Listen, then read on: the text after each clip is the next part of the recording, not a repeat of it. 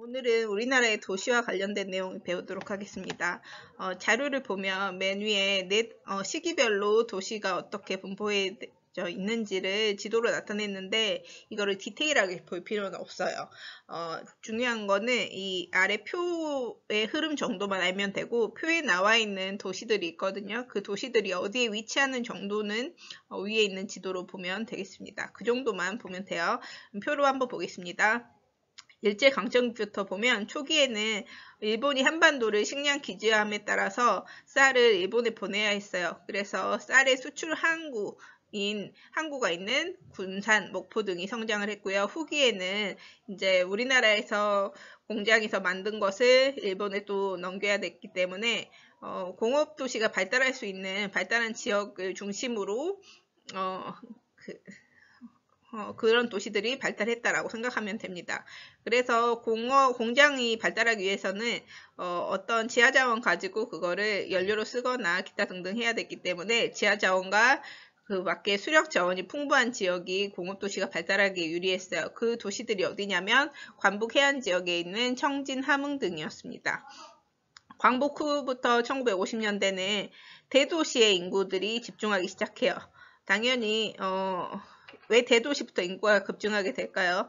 사람들이 그때 당시에 북한 동포들이 월남하고 해외 동포가 귀국을 하게 됩니다. 그러면은 북한이랑 가까운 서울, 그 다음에 해외 동포가 들어왔을 때 가장 많이 발전되어 있는 곳을 중심으로 인구가 모일 수밖에 없어요.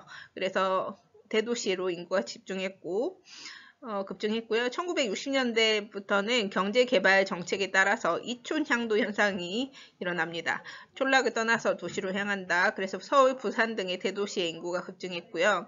70년대 같은 경우에는 계속 이촌향도 지속으로 대도시는 계속 성장하고 있었고, 또한 우리나라가 이 당시에 수출 위주의 공업화 정책을 실시했어요. 그럼 수출을 하려면 항구를 통해서 그 배로 수출을 했기 때문에 어떤 지역이 적합했냐면 남동 임해 지역, 우리나라의 동남 쪽에 남동 지역 쪽에 바다에 임해 있는 지역, 그러면 그런 지역이 울산, 창원, 포항, 여수 등이 해당됩니다. 1980년대 이후에는 서울이랑 부산, 대구 등 대도시가 너무 커져버리게 되는 거예요. 그래서 어떤 도시를 만들었냐면 위성도시라고 해서 인공위성이 우리나라 우주에서 우리나라 주변을 이렇게 돌잖아요. 그것처럼 대도시 주변에 인공위성처럼 그 도시에 영향을 받는 그런 그 도시에서 대도시의 기능을 일부 분담하는 그런 도시를 만들게 됩니다. 이거를 위성도시라고 하는데, 오른쪽에 뜻을 보면 대도시와 밀접한 관계를 맺고 그 기능의 일부를 분담한 도시로 대도시 주변을 주로 발달한다. 예를 들자면 서울의 행정 기능을 담당하는 위성도시를 하나 만들고, 서울에서 원래 있었던 군사 관련된 기능을 담당하는 그 기능을 분담하는 도시를 만들고, 이런 식으로 위성도시가 발달했고, 또한 신도시라고 해서 이런 대도시들의 인구가 너무 밀집한 거예요. 그래서 어떻게 했냐, 인구 밀집을 해소하기 위해 만들어진 계획 도시들을 만들게 됩니다. 인구가 너무 집중해 버리니까 대도시들에. 그래서 그런 위성도시, 신도시 등이 성장하게 됩니다. 그래서 그런 대도시를 제외하고 위성도, 신도시를 제외하고 대부분의 지방 중소도시는 그쪽으로 사람들이 몰리다 보니까 인구가 정체하거나 감소한 경우가 많았어요. 우리나라의 도시화율 오른쪽으로 한번 볼게요. 지금 도시화율 그 자료를 보면 오른쪽에 0, 20, 40, 60, 80, 100 있잖아요. 도시화율을 나타내는 건데, 도시화율이 뭐냐? 그냥 간단하게 전체 인구가 100명이에요. 그럼 도시에 얼마나 사냐 이거거든요. 그러면 도시화율이 한번 여기 자료를 한번 보도록 할게요. 1960년만 하더라도 이 정도면 표로 봤을 때는 한 40%. 즉 100명이 있으면 40명만 도시에 살고 60명은 촌락에 살았다는 거예요. 근데 갈수록 이렇게 올라오더니 지금은 어떠냐, 2020년대는 거의 90%. 즉 도시에 90명이 살고 촌락에 10명이 사는 거, 그만큼 도시화율이 확 올라왔다는 것을 보이죠. 그래서 우리나라는 도시화가 빠르게 진행되어 있다. 주요 시군별 변화를 보면 이런 자료들이 나오면 이런 지역들을 유심히 볼 필요가 있어요. 왜냐하면 그 지역들이 또 기출로 수능에서도 나올 수가 있기 때문입니다. 그러면 한번 볼게요. 천안, 포항, 목포, 영양 인구 변화가 어떻게 됐냐? 이런 식으로 안 알려줘요. 그리고 A, B, C, D 이런 식으로 알려줍니다. 그런 다음에 어디가 A고 어디가 B고 이런 거를 맞추라고 해요. 그러면 각각 도시들의 특징을 알고 있어야겠죠. 먼저 천안을 볼게요. 천안은 수도권 바로 아래에 있어가지고 수도권은 서울, 경기도, 인천을 합쳐서 수도권이라고 해요. 수도권과 완전 인접해 있죠. 경기도 바로 아래에 있으니까. 천안 같은 경우에는 1990년대 후반에 어떤 산업이 발달하게 됐냐? 자동차 산업, 즉 현대자동차가 천안에 있어요. 그리고 첨단 산업 같은 경우 삼성, SDI 기업이 여기 공장이 거기에 있고요. 그래서 첨단 산업이 발달하고 인구가 급증했어요. 그래서 인구가 갑자기 90년대 초반에 여기 보면 90년대죠. 갑자기 이렇게 확 는 거를 볼 수 있죠. 그리고 넷 중에서 가장 많이 인구가 발달에 급증했고 인구가 가장 많죠. 그리고 그 다음에 그래서 이렇게 급증하는 거는 결국에 가장 발달한 곳을 생각하면 됩니다. 두 번째, 그 다음으로 지금 인구가 많은 곳은 어딜까? 이 넷 중에서는 포항이에요. 왜냐하면 1970년, 80년대에 대규모 제철소가 포항 같은 경우에는 포스코가 있죠. 그래서 제철소가 있기 때문에 결국에 사람들이 몰리는 곳은 어디냐? 일자리가 많은 곳이에요. 그렇다고 이해하면 됩니다. 그러면 여기 천안, 포항은 천안이 좀 더 발달되어 있고 그 다음이 포항이겠구나 이렇게 풀었어요. 그 다음은 어떻게 푸냐? 목포, 그 다음에 영양인데 우리가 목포랑 영양 중에 어디를 더 많이 들어봤나 생각하면 돼요. 사실 영양을 처음 들어본 친구도 있을 거예요. 그만큼 우리 쉽게 말해서 더 촌락이다 이렇게 이해를 하면 됩니다. 목포 같은 경우는 여전히 뭐 항구도 있고 위에 천안, 포항에 비해서는 인구가 적지만 영양보다 높겠다 이렇게 생각하면 되고요. 그 다음에 완전 촌락에 해당되는 영양은 인구가 또 감소하는 경향이 있다. 쭉 줄어들고 있죠. 그 다음에 여기 볼게요.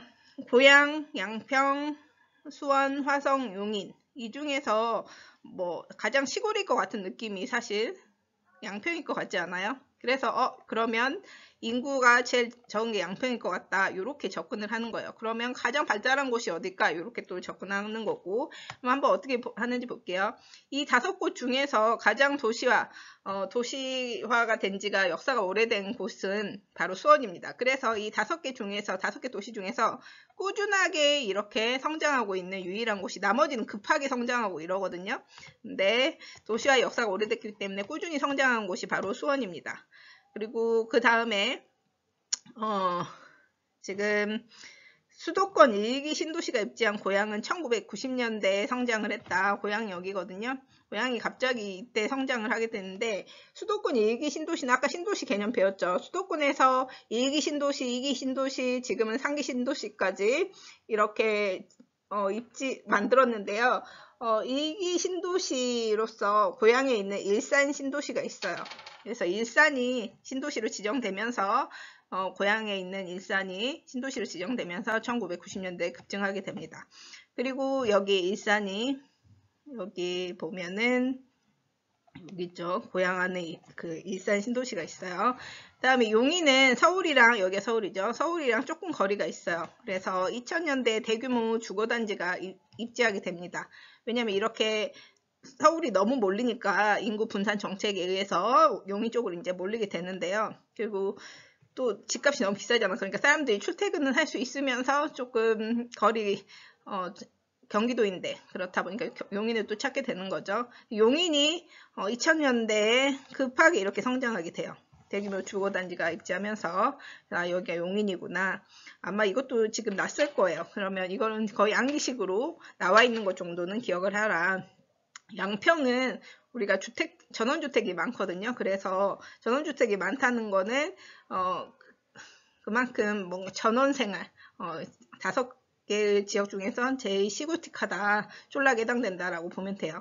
그래도 감소하고 있는 영양처럼 이렇게 감소하고 있는 게 아니고 약간 올라왔죠. 여기 보면 약간 그 이유가 어쨌든 양평 같은 경우에는 근래 서울과의 전철이 연결되고 전원주택이 그래 더 많이 증가하면서 인구가 증가했고요. 화성 같은 경우에도 최근에 이렇게 상승하고 있는 모습을 보이죠. 삼성은 수도권 2기 신도시가 입지에 있어요. 동탄이라고 들어봤는지 모르겠어요. 그래서 2기 신도시인 동탄이 입지에 있고, 그 다음 제조업도 발달했습니다. 여러분이 많이 알고 있는 삼성전자 공장이 화성에도 있어요. 그러면 두 번째, 우리나라의 도시체계. 도시체계는 계층. 우리나라에서 제일 계층이 높은 도시, 낮은 도시 이런 식으로 순서대로 쫙쫙쫙 있을 수가 있죠. 계층은 보통 인구수가 많을수록 도시 계층이 높다라고 생각을 하면 될 것 같아요. 크게 중심지로서의 도시 나오니까 중심지 이론을 보면 크게 중심지 계층구조와 분포에 관한 이론인데, 중심지는 뭐냐면 주변 지역의 재화가 말이 어려워 보이지만 물건이에요. 물건. 그 다음에 서비스를 제공하는 지역입니다. 그리고 이 중심지로부터 재화 서비스를 제공받는 지역을 배후지라고 해요. 그러면 한번 볼게요. 대도시는 여기거든. 대도시는 요만큼의 배후지를 가지고 있는 거예요.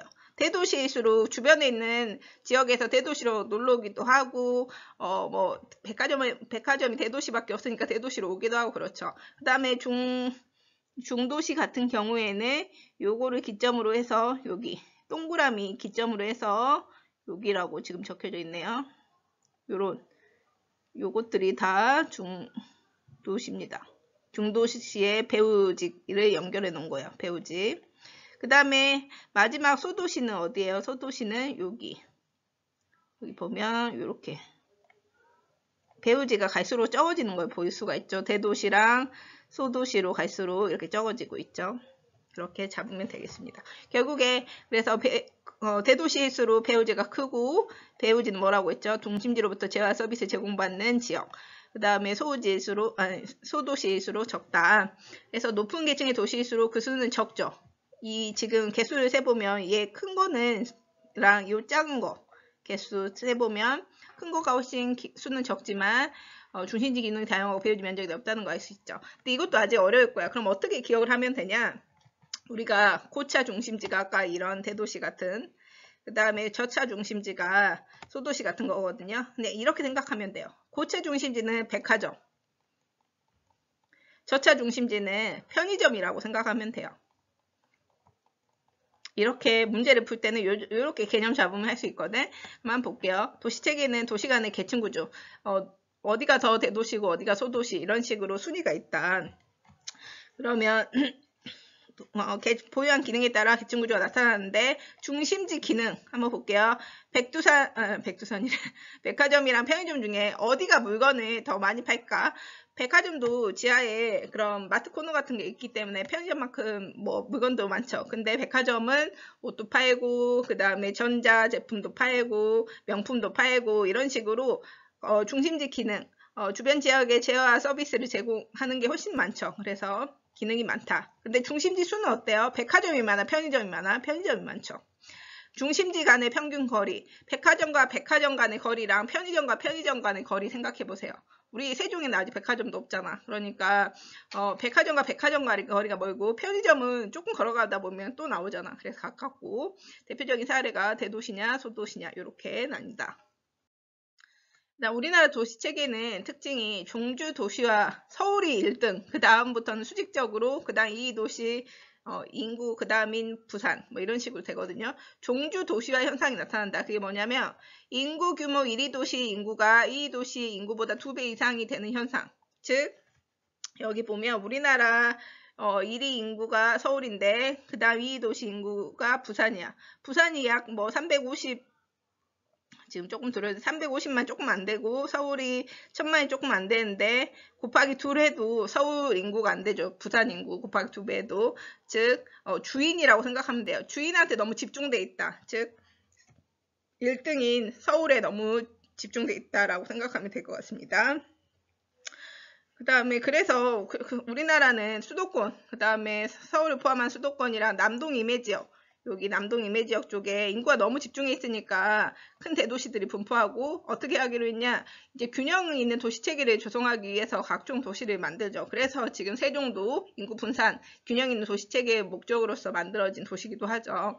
대표적으로 혁신도시와 기업도시를 건설하고 지방의 중추도시 생활권을 육성하려고 하는데, 혁신도시는 균형적인 국토성장을 위해서 수도권에 소재하였던 공공기관을 지방으로 이전하는 거예요. 반면에 기업도시는 뭐냐? 민간 기업이 주도해서 개발한 도시예요. 그래서 산업, 연구, 관광 등 특정 경제기능 중심의 자급자족할 수 있는 복합기능 갖춘 도시, 키워드는 이렇게 민간 기업이 주도했냐, 아니면 국가에서 공공기관을 이전했냐, 이렇게 이해하면 될 것 같습니다. 그래서 이런 도시들이 만들어지면 중추도시 생활권이 육성될 수 있다. 즉 지역 발전에 이런 거점 역할을 하는 혁신도시, 기업도시가 생기면은 주변 지역이랑 상호작용해가지고 그쪽으로 출퇴근할 수도 있는 거죠. 그 주변에 살았던 그 도시 주변 지역에 있는 사람들이 기업도시나 혁신도시 가가지고 일하고 거기에서 뭘 사고 그러면 동일 마트에서 장을 보고 백화점을 가고 그러면 동일 생활권을 형성할 수가 있겠죠. 그러면 우리나라 도시성장은 어디를 중심으로 계속 강조했죠? 서울을 포함한 수도권, 그 다음 서울이랑 부산을 연결하는 서울 경이잖아. 그 다음 부산을 연결하는 경부측, 그 다음에 남동 임해 지역을 중심으로 두드러졌고, 최근에는 수도권이랑 가까우니까 충청권도 빠르게 성장하고 있고요. 역시 넘사 1위는 서울이죠. 그 다음으로는 이제 광역시들도, 인구 100만 이상의 광역시들도 상위 계층 도시, 계층이 높은 편에 속하죠. 인구가 많으니까. 여기까지 할게요.